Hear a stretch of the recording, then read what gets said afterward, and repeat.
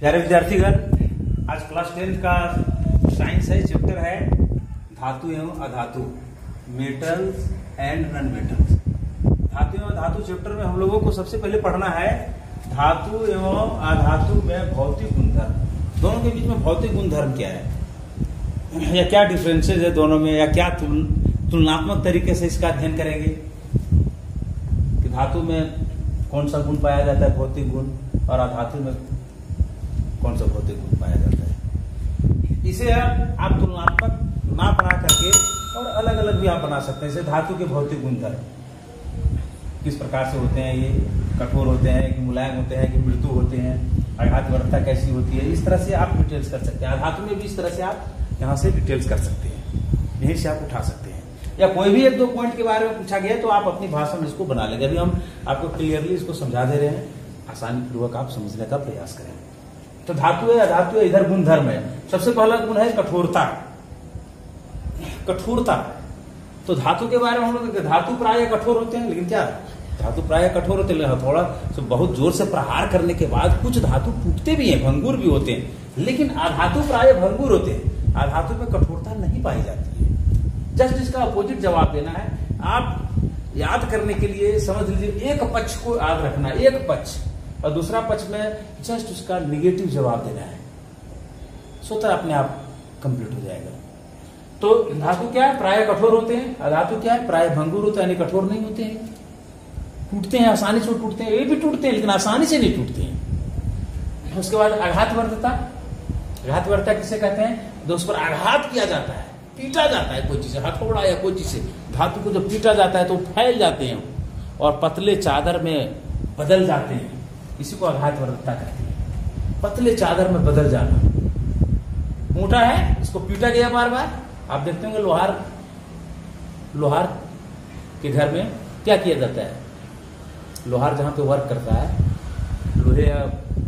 लोहे की वस्तु को गर्म करता है वो कोयले के तापमान में, और फिर उसके बार बार जो गर्म हो जाता है हथौड़ा से पीटता है, उसे क्या देखते होंगे आप, तो लोहे का जो वस्तु होता है वो धीरे धीरे फैल करके और चौड़ा अपना रूप ले लेता है। इसी को आघातवर्ता कहते हैं।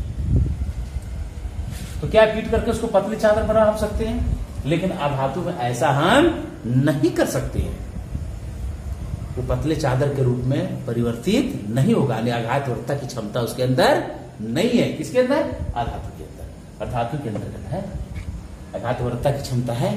उसके बाद तन्यता। तन्यता मतलब क्या है, आप देखते हैं तार वगैरह, जो बिजली का जो कनेक्शन लगा हुआ है, तांबे की तार, एल्युमिनियम की तार कितनी पतली होती है, यानी इसमें क्षमता है तन्य हो जाने का, पतले तार के रूप में बदलने की क्षमता होती है। इसमें बदल सकते हैं इसको, किसको, धातु को, पतले तार के रूप में इसको हम बदल सकते हैं, लेकिन अधातु को हम नहीं बदल सकते। इसी गुण को तन्यता कहा जाता है। तन्य है वो, तार के रूप में इसको बदला जा सकता है, इसको नहीं बदला जा सकता है। उसके बाद है विद्युत की चालकता। विद्युत की चालकता मतलब बिजली का प्रवाह होना। तो धातु विद्युत का चालन करते हैं, लोहा हो गया, तांबा हो गया, एल्युमिनियम हो गया, सब विद्युत का चालन करते हैं। करेक्शन आप करते हैं, एक छोर से दूसरे छोर तक विद्युत धारा प्रवाहित होती है। लेकिन अधातु में ऐसा नहीं होता है, वो विद्युत का चालन नहीं करते हैं, विद्युत का चालन करने में सक्षम नहीं है। उसके बाद उष्मा की चालकता, हीट का प्रसारण होना। तो उष्मा के सुचालक है कौन, धातु, यानी धातु से उष्मा का सुचालन होगा। आप लोहे की छड़ को घर में या कभी भी आप देखें, एक छोर है सो आग में के पास रख दीजिए, और दूसरे छोर देखिएगा थोड़ा थोड़ा जो दूर में है वो दूसरा छोर भी धीरे धीरे गर्म हो जाएगा। लेकिन दूसरा जो धातु है वैसा वो नहीं होगा। इसका मतलब उष्मा का चालन कर रहा है कौन, धातु, लोहे का छड़। लोहा क्या है, धातु है, तो उष्मा का चालन करेंगे, यानी सुचालक है। उष्मा का चालन नहीं करेंगे, इसलिए इसको कुचालक कहेंगे, कुचालक। उसके बाद धावनिकता। धातु धावनिक होते हैं, धातु को पीटिए कोई चीज, देखिए आवाज उत्पन्न करेगा, बहुत तीव्र आवाज उत्पन्न करेगा, यानी धावनिक है ये। धावनिक उसी को कहते हैं जो ध्वनि को उत्पन्न करे, ध्वनि को उत्पन्न करने की क्षमता जिसमें होती है। धातु धावनिक है, लेकिन धातु धावनिक नहीं होती है, ये ध्वनि उत्पन्न नहीं करती। उसके बाद है चमक। इसमें विशेष प्रकार की चमक होती है जिसे हम धातुीय चमक कहते हैं। सोना हो गया, चांदी हो गया, तांबा हो गया, विशेष प्रकार की चमक होती है।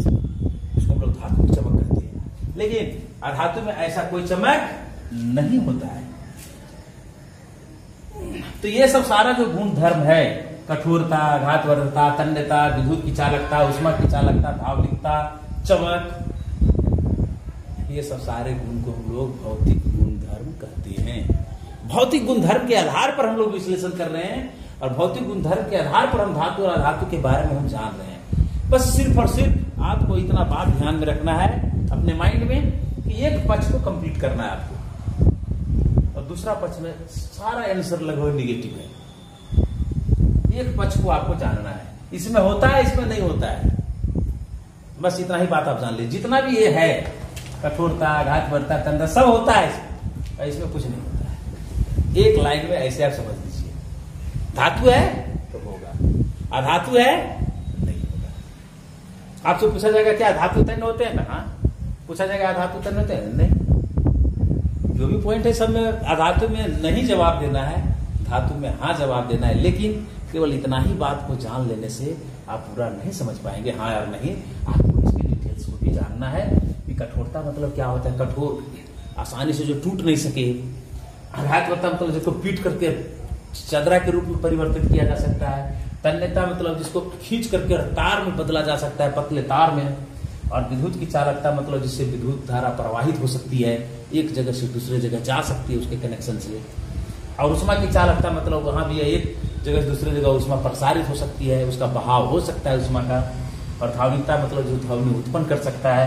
और चमक मतलब जिसको चमक। तो ये है आपका बिल्कुल एकदम सरल कॉन्सेप्ट है इसमें, भौतिक गुणधर्म में। बहुत कुछ आपको नहीं करना है, सिर्फ इतना ही जान लीजिए, जो भी बात आता है यहाँ हाँ है और यहाँ नहीं है। मोटे तौर पर अगर इसको समझा जाए तो यहाँ पे हाँ है। फर्स्ट स्टेप जो है इसमें हाँ है और जो सेकेंड स्टेप है इसमें नहीं है। बस दो जवाब को आपको अपने दिमाग में नोट कर लेना है। ठीक है प्यारे विद्यार्थीगण, इसके बाद आपको कंप्लीट करें, इसके बाद मैं फिर आगे बढ़ाऊंगा।